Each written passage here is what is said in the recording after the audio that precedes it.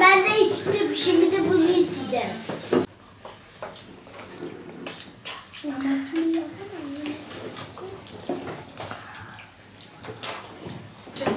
Suyunu dökerdi.